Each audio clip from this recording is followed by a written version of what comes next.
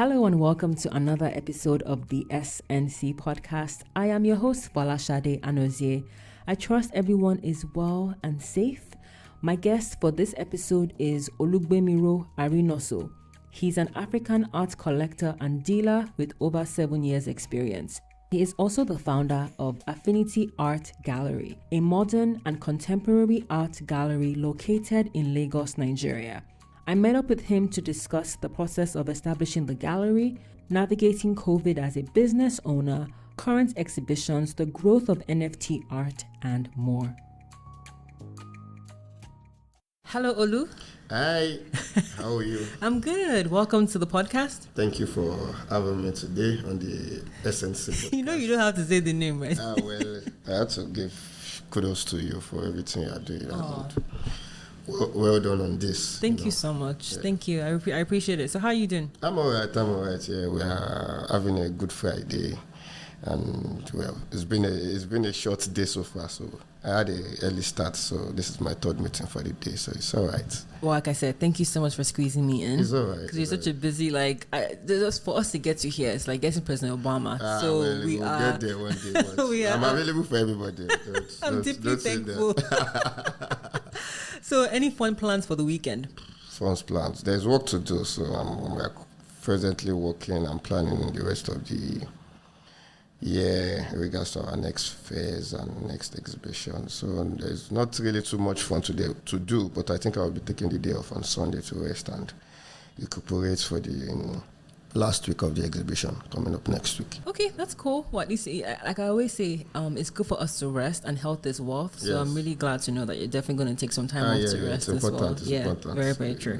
Now, you have an exhibition that's currently ongoing, but before we get to that, let me start by asking you what got you interested in art and how did you become an art dealer, an art collector? Okay. Well, what got me into art? I'm going to say, well, I've been into art since a very young age.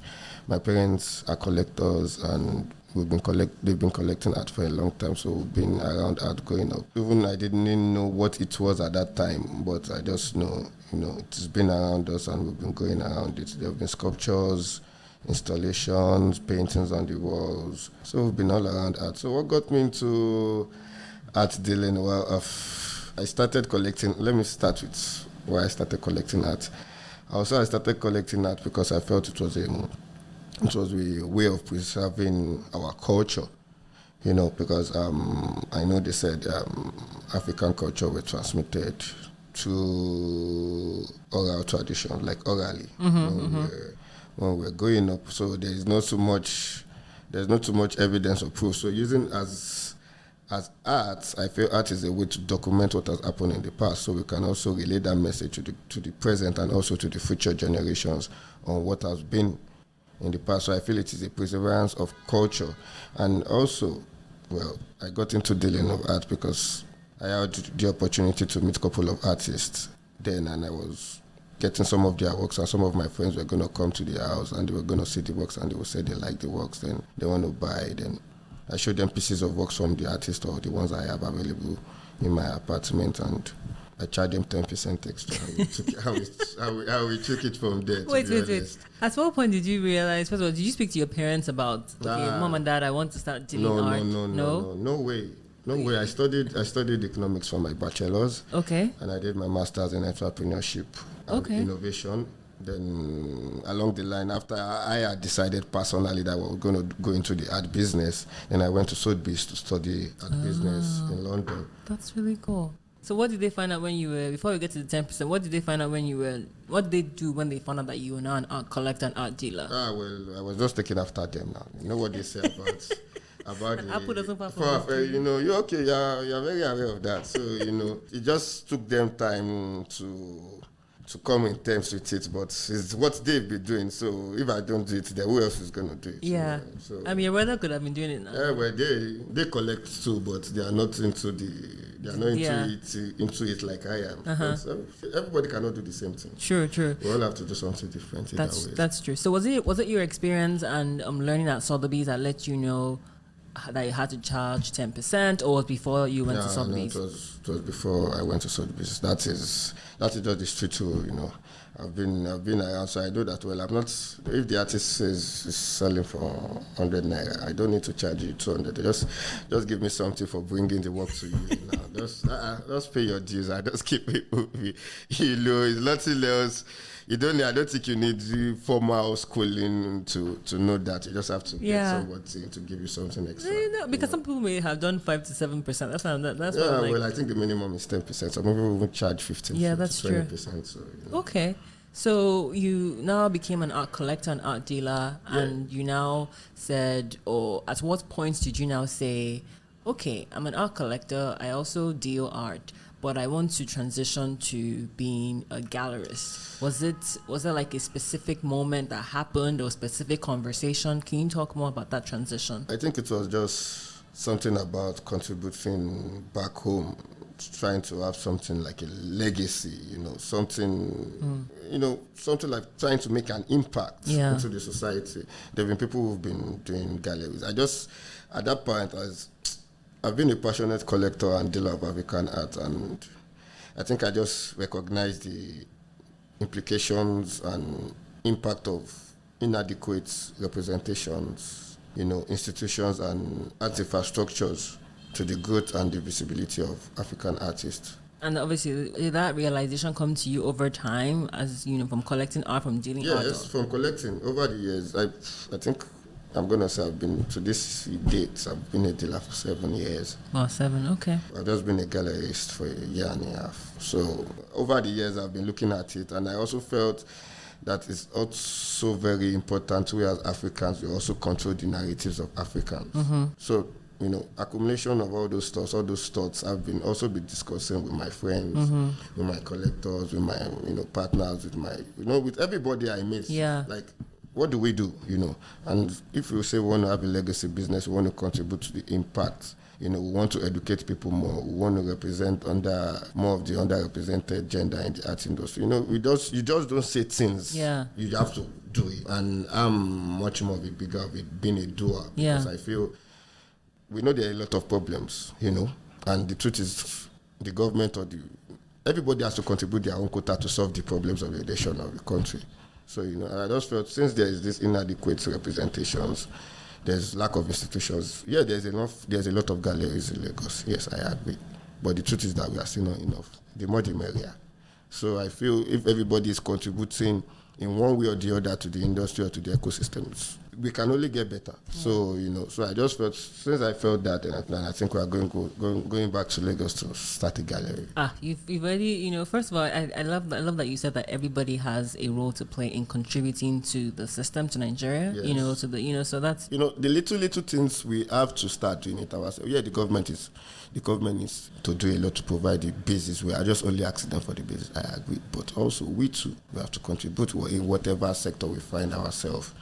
In whatever industry we find ourselves, we too have to do the little things we have to do. Now, you kind of said that, you said, okay, I'm coming to Lagos to do it, but I wanted to find out that what made you make that decision to open a gallery in Nigeria as opposed to saying maybe SA or somewhere else? I don't know. To me, it's just, I don't, somebody has asked me this question. The truth is that I don't see a reason not to start back from home. That's where it is. There are so many great and talented artists here in Nigeria, so it's just like weighing the pros and cons, and everything leads to Lagos. Yeah. Everything just leads to Nigeria. In the African market, for example, in the African art market, or the African market, Lagos is the biggest in Africa, so the most collectors are here. There's also a number of artists here in Nigeria that have contributed hugely to the ecosystem and to the market, to the industry too. So, the resources are here. Nigeria is population-wise, there's so many things that just leads me back straight to Lagos. So the gallery was officially opened in 2020. Yes. Can you speak about the process in setting up the gallery? How did you do that? Did you get a loan from the bank, or you use your own money, or you had friends and family, or even investors who helped make your dream a reality? Then I had a little savings. I had a little savings, but due to the difficulty in getting loans from Nigeria, I had a couple of investors that I pitched the idea to, because that was even actually what I was doing abroad. I was trying to get, then my initial idea was to do it abroad, actually. So I went around pitching the ideas to a couple of investors abroad, talking about African art and stuff like that. Then one morning I just woke up and I said, okay, I think I'm not even going out for this pitch anymore. I'm taking my bags and I'm going to Lagos. Whoever is going to invest in this project is going to be investing in the project in Nigeria. What was the reception like abroad when you were pitching? Were people receptive? Yeah, they knew. They were, of course not, because then it was in France. So of course not. I'm an English-speaking African. So why do you say of course not? Is it? Yes, it's not. It's just them. That's just them, and I respect them for who they are. But only the smart ones did, because if you are smart, either you're black or white, you're smart. You know what I mean. So the smart ones realized it, and fortunately for me, I met a couple of other people in the business who were advisors, who were collectors already in the business through that. So I got advices and made good friendship from that. So that was fine. That's cool. So how did you go about picking the location? Well, my brother did most of that because he was the one in Lagos then. Okay. So picking the location, we had already been waiting for an opportunity to come up. So we've been looking at Ikoyi, we've been looking at Victoria Island. We also looked at Lekki, but we just felt Victoria Island is the center, and it's for this location. I think it's just there are galleries around us too.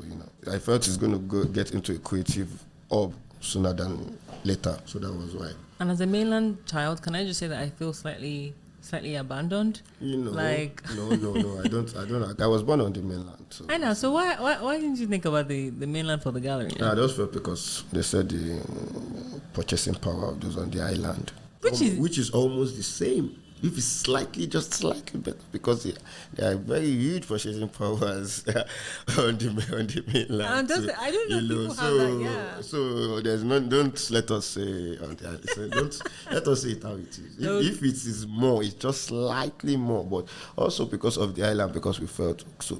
There were some other factors that I can't mention that was also factored in on why it should be on the island. Okay.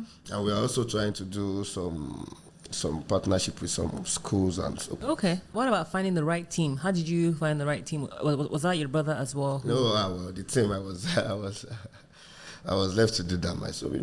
The right team. Shout out to everybody that's been working with us, and I think everybody who works at Affinity Art Gallery.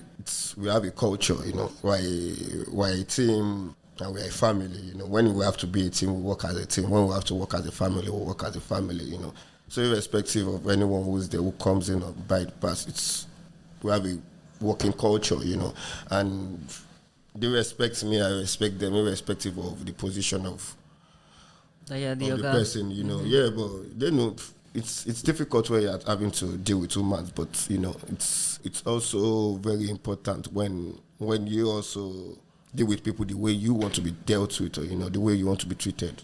That's very true. I feel the team they make it much more easier for me, to be honest. Because that's great, because I don't actually need to be on their neck. They know the standard, and we all keep the standard right from the bottom to top, from the top to bottom. We all make sure if you are there, if you cannot do it, I will do it for you. If I'm there, if I can't do it, you do it for me. We work as a team. We also work as a family. And the reason why I'm asking that question is because one of the comments that employers always have about people in Nigeria, the workforce, is that it's very hard finding good people to work in Nigeria. So I just wanted to get your thoughts on that. Yeah, well, yeah. I see what you mean there. Yeah, I've had it, but I've had a couple of complaints too from other people of other industries about working with people. But I know, well, I have no other issue actually, so I can't really speak to that, because either with the new manager of the gallery, Monique, she has kids, and she brings her kids and her nanny to work, and she joined us in March, and when a couple of people came into the gallery for the exhibition opening and everything, they were like, good working environment, and to me it was like, it's it's the normal thing I'm gonna do. Make her have a comfortable working environment, like if that is gonna bring the best out of her, you provide it for her. It's as simple as that. I don't see why people see it as a big thing, but I also understand other people who cannot provide it. But okay. Shout out to the good working environment. I don't work at Shab, but what I see. Thank you. But I just feel like if you want to get the best out of people, you have to make them comfortable. True. Very true. Sometimes comfort is not luxury. People mistake comfort for luxury, but you have to be comfortable. That's really good. Thank you for sharing that. Yeah. As I mentioned previously, your gallery opened in 2020. Yeah. Obviously, this is right when COVID is still like going strong, right? So can you talk about what that experience was like for you as a business owner? Well, COVID, yeah, true. People were asking me, have you gone crazy? Are you sure you want to do this? Are you sure you want to do this? I said, well, what's better time? No. I said, yeah, art is going digital. Yeah, art is going digital. Yeah, I know. I'm not saying it's not. But I'm a very big, that's my personal opinion. I'm a very big person on a brick and mortar space because I feel arts, you can see art and see it online, purchase it, but you need to feel art. You need to experience art, and you're not going to do that online. Okay, maybe in a few years, maybe if something technology comes, and then we now look back into this interview and say, yeah, see what that guy was saying that time. Yeah, but for right now, this day that we are talking about, everybody was saying, this guy, then I just felt that I'm an entrepreneur and I've read a couple of business books, and I know that they said when you find an opportunity in every disaster or in every problem or whatever, you just always find an opportunity and find how you can provide solutions or services to people then, So I felt, well, it's the right time. Yeah, people were not going to come into the gallery. Yeah, I know. We're going to be restrictive. Yeah, I know. But it's also a good time to have that foundation and use during that period to learn.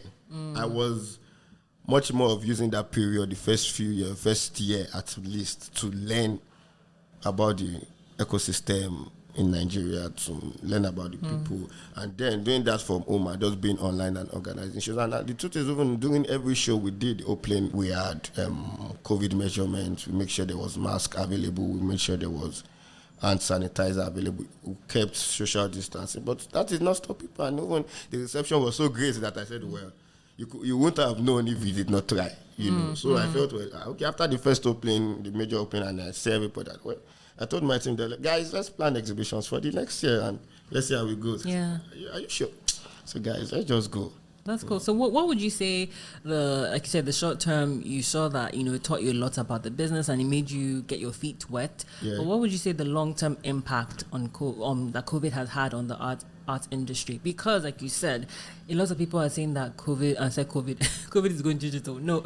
Art is going digital. Art is going digital, right? So what would you say the impact the pandemic has had on the art industry? Its art is positive, and I think its art is negative effects. But I don't know if negative is the right word to use. But either way, there's a huge demand for digital artists now, which is as a result of the pandemic. Mm-hmm. And NFTs are in town now. We'll still get to that, yeah. Okay, so there's a lot more.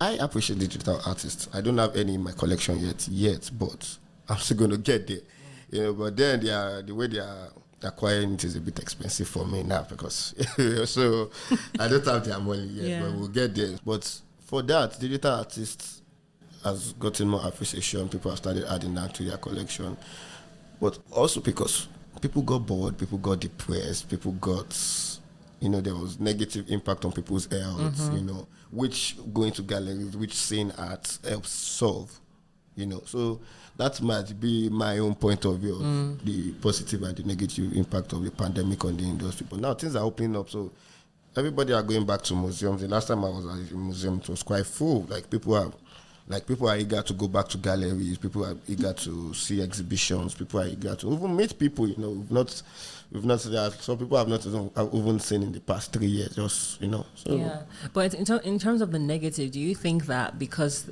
COVID seems to be evolving every single day, and there's still travel restrictions in different countries, so your gallery being an African gallery, does that limit people who want to come? Like people from other African countries who want to come, they can't still travel because maybe do you get what I'm trying to say? Yes. That is also a point too, because also we've been getting emails and DMs of people wanting to visit the gallery and people hearing about the gallery and giving us shout outs and also telling us they want to come see the space and see our exhibition in person and stuff like that. Yeah, but also we're also waiting for the travel restrictions to be lifted, and also probably we might have to take the art to them in the sense that we might have to be participating in upcoming fairs for the year. Also, if they are in the country, they can meet us up at the booths and stuff like that. We can also get to know them in person.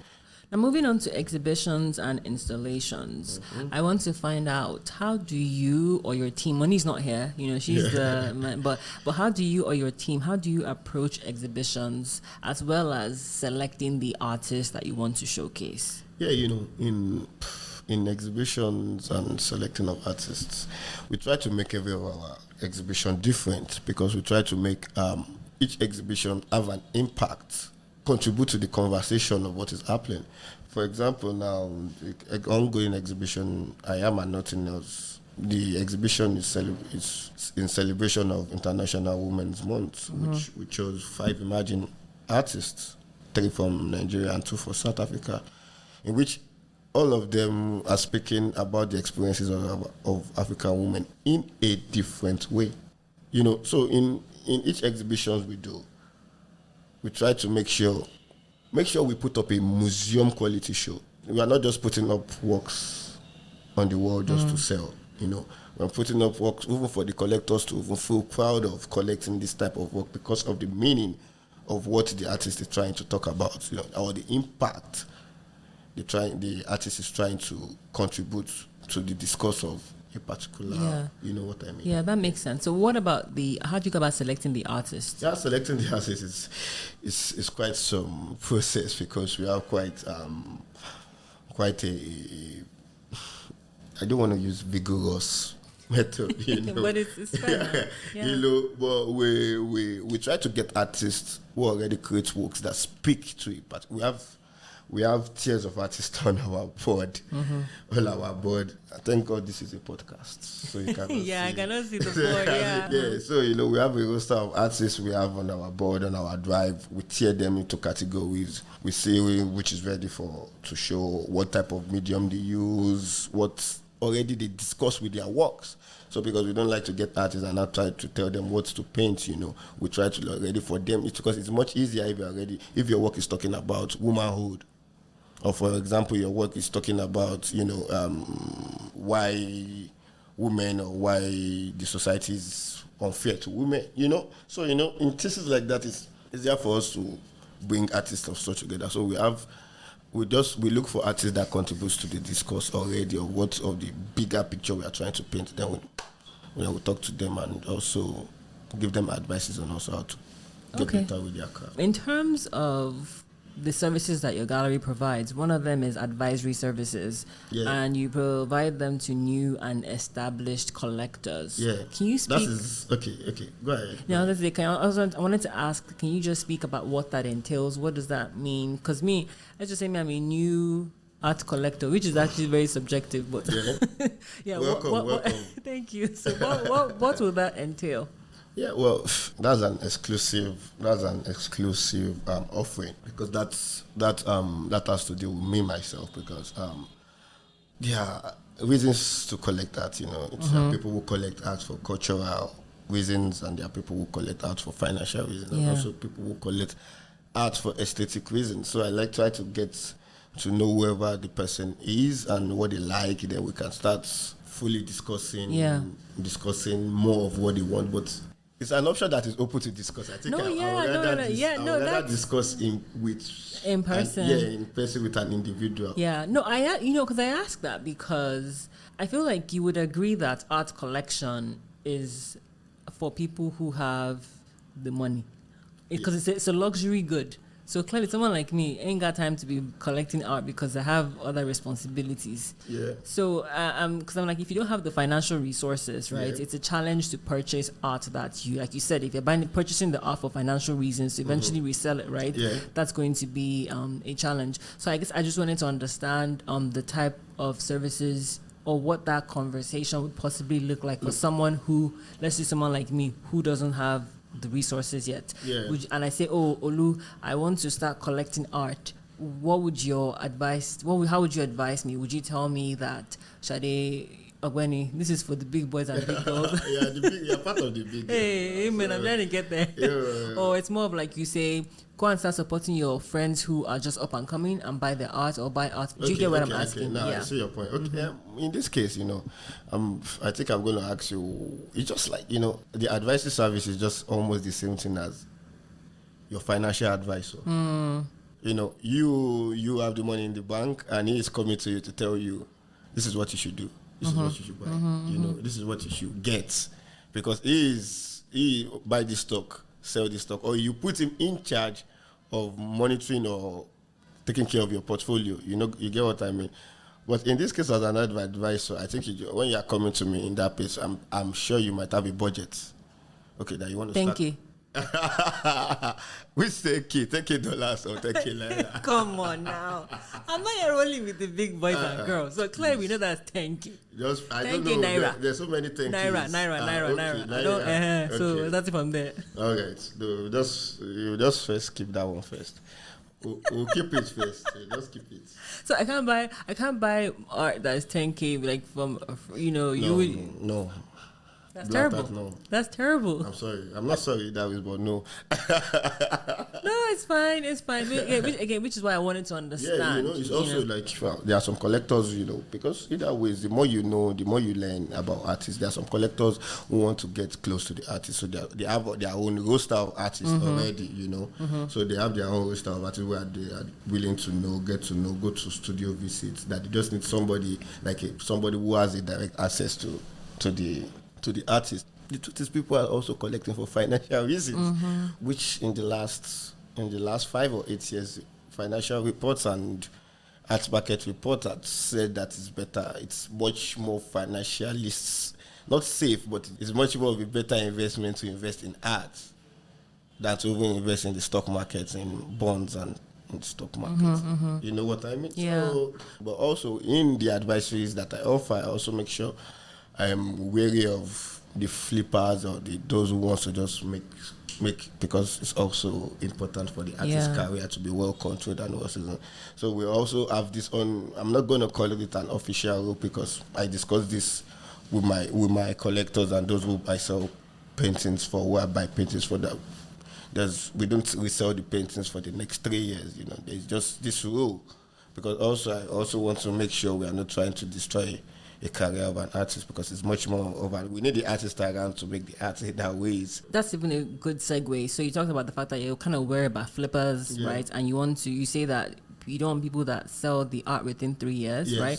So isn't that the whole reason why people are like pro NFTs? Because we can't escape it. There's a lot of talk about NFTs, NFT artwork being the future of art. And you've seen established auction houses now having NFTs as parts of their auctions, or even standalone NFT auctions. So isn't that the whole reason why people have gravitated towards NFTs? Because there's proof, there's a chain that people can see, like, okay, if you sell it, the artist will get royalties no matter how many times it gets sold. Yes. So can you speak more about that? Do you think that NFTs are actually even a fad? NFTs. I personally think NFTs are here to stay. I don't think we're going to escape it. I'm still doing a lot of reading and attending conferences on NFT art, to be honest, because it's something we, as even the gallery, is going to do, because sooner than later, there's going to be a digital exhibition, a digital art exhibition at the gallery. So either way, for us to get into that, But I think, NFT has its own benefits too, in relation to what you mentioned about royalties to the artists and stuff like that. Yes, but I think the mistake we should not make is that NFT is going to replace traditional art. No. But I think they can operate side by side. I mean, yeah, because people now create physical art and then they have the NFT portion.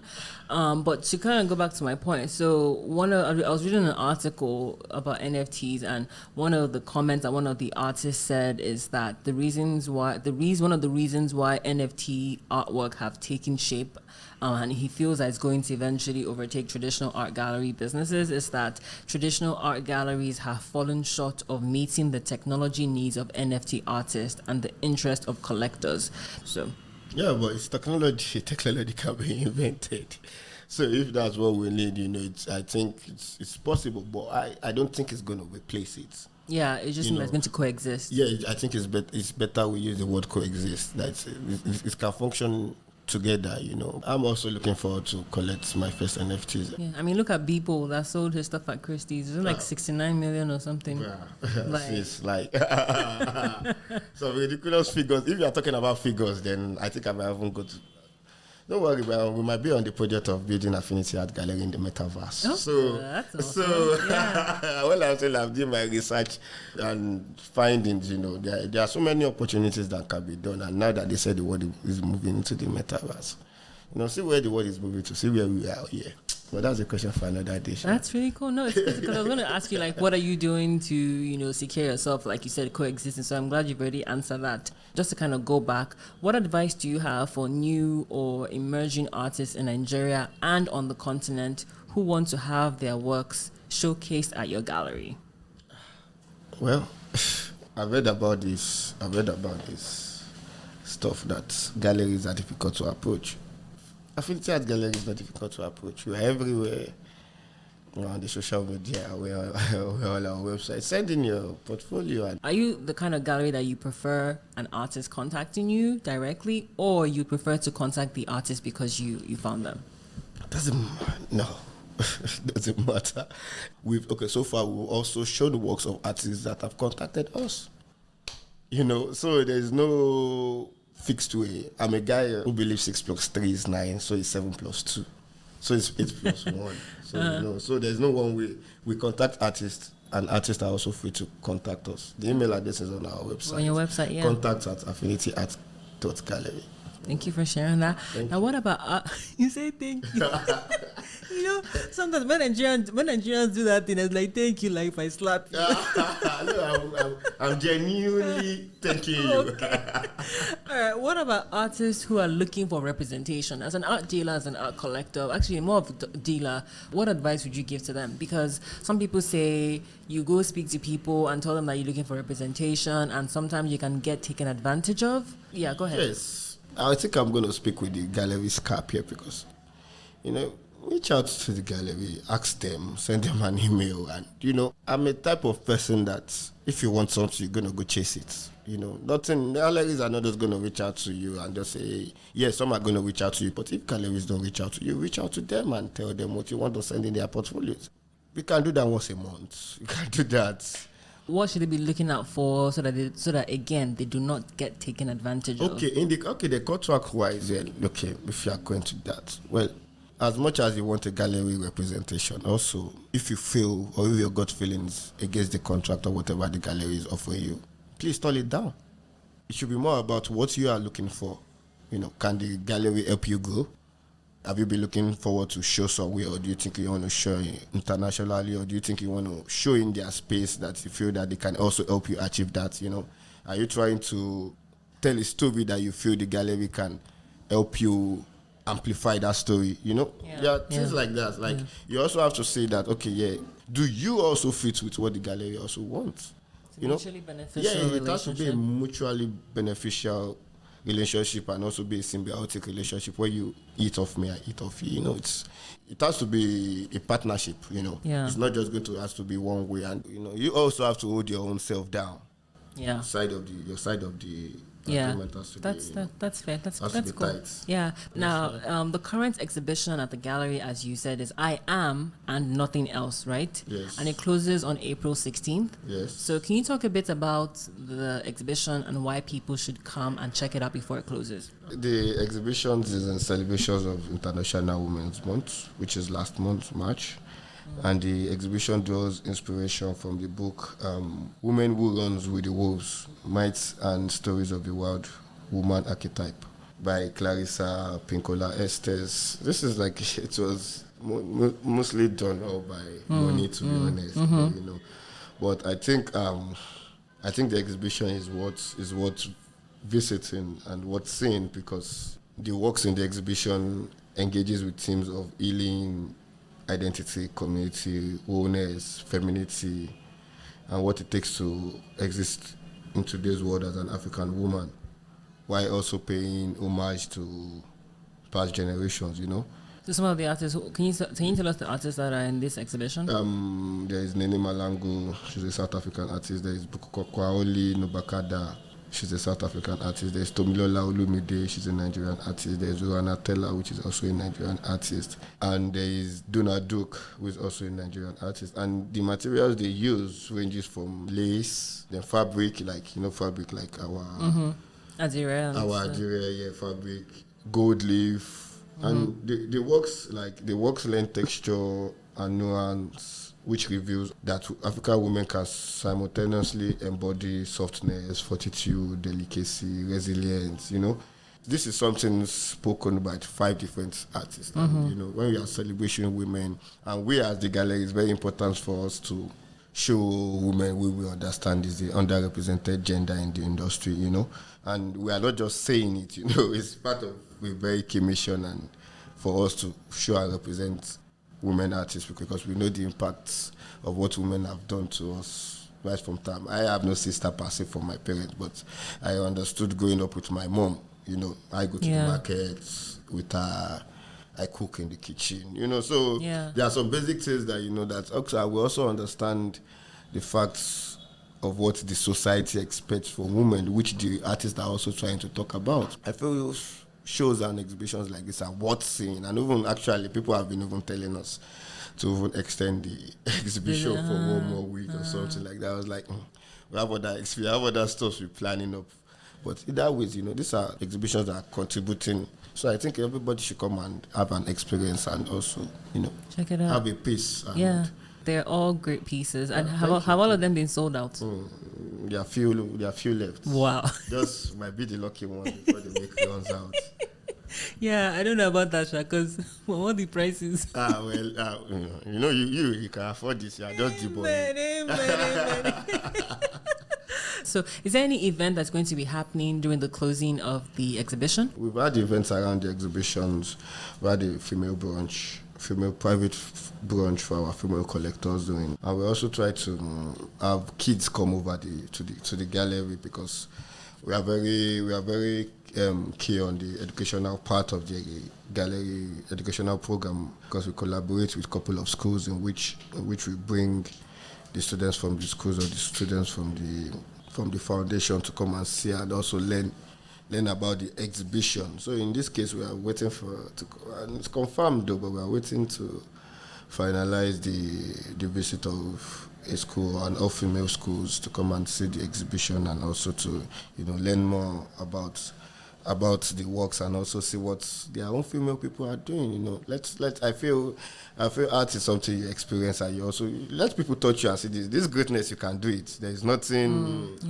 There is nothing out of the world that cannot be done. This is just, you can do better than what is here. That's amazing, Olu. Congrats to you and your team. Thank you. Shout out to them. Yeah. Alrighty, so we're going to go on to the fun random questions. Are you ready? I hope.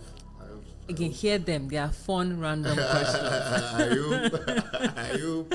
Alright, so the first question is, name one African artist whose work you don't yet own but you would love to. The price will go up. I'm sorry, I can't disclose that. The price will go up. Okay, name the second best one. So that. Oh, no. The price will go up. This is. You gotta name one. Okay, we're not moving on to the one. Let me see. Victor. What is it? I think it's Ehikameno. Ehikameno. Let's go. Okay, so that's the person, Mr. Victor Ehikameno. Victor Ehikameno. Okay, that's cool. All right, second question is, we are still in a pandemic, but What are two of your favorite places to travel to? Zanzibar and Cape Town. Oh, that's cool. I've never been to Zanzibar. Is it nice? Very nice. One of the most beautiful places in the world. I've never been to Zanzibar or South Africa, so that's nice. Get on the flight. Don't worry, we're looking into all this money that we're saving, art collection, all these things. The money is piling up. You'll be doing podcasts all over. Amen. Okay. That's the vision, actually. That's the vision. That's nice. That's the vision. You work for yourself. I beg, my sister, there's easy work. I wish I could have your shoes like so I can be traveling around. I'm looking for money, so any sponsors, please come and invest in my life. Oh yeah, okay, they are hearing already. Exactly. So Amen. They can help. Third question is, if you had the option of opening a gallery on the mainland, which of the following would you choose and why? Options are Ikeja, Surulere, Mushin, Yaba, or Festac. Wow. Jesus Christ, I have so much affiliation for a lot of places there. I was born in Surulere. So I can easily say I want to go back and contribute to my hood. I think you mentioned Ikeja. Yeah, so the options are Ikeja. I grew up in Ikeja too. So I think let me choose one you do. GRA is Ikeja, right? Mm-hmm. Okay, so I'll choose GRA. Ikeja. That's what you choose. Yes. Do you know that I swear I just figured you're going to go to Jerry? When we were talking about the finances that time, the host people in that. Hey God, you see, you have become Islander. I swear, I was like, I knew you're gonna pick Jerry. Okay, that's cool. So you go with the Ikeja Jerry. Yeah, all right, cool. Fourth question is, what was the last artwork that you purchased? There's this artwork I purchased last week, Saturday actually, by an emerging artist, and I've been following her for a while. And a friend of mine who is the curator of the show called me up and said she invited me for the opening of the show, so I went to check it out. And luckily, she offered me the piece, and it was a very nice piece titled Empowerment. Okay, that's the last artwork. Okay, yeah, all right, cool. Final question. In the past 2 weeks, what song have you played the most? I think it's Nipsey Hussle featuring Jay-Z, What It Feels Like. I'm a big Nipsey Hussle fan, and I miss him so much. Yeah. So keep on resting in peace. Amen. Yeah. I've been jamming to most of his album, but recently I've been on this track repeatedly. That's because the hustler and the entrepreneur in you. Well, you need to keep it going now. This is where I get my motivations from: music. Yeah. Music, people I look up to, Jay-Z, Nipsey Hussle, those people with legacy minds. Yeah. That's where we get our own schooling from, So you have to see who you want to be like and what they've done and how hard they work. Then you have to put in the same hours of work. Yeah. That's true, and that's really cool. Thank you.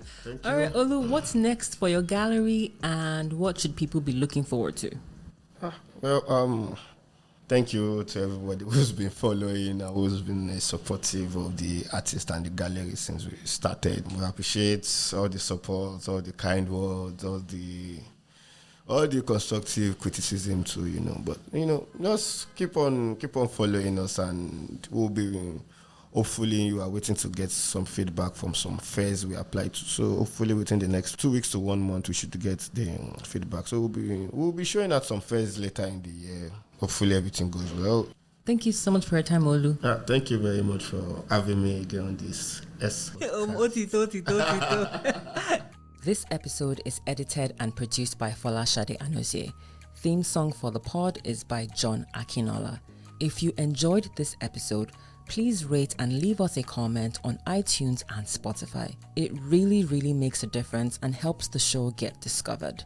The podcast is also available on Podbean, AudioMac, Google Podcast, and Stitcher Radio. Simply search for THESNC Podcast. You can also check us out on Twitter, Instagram, and Facebook. Thank you for listening.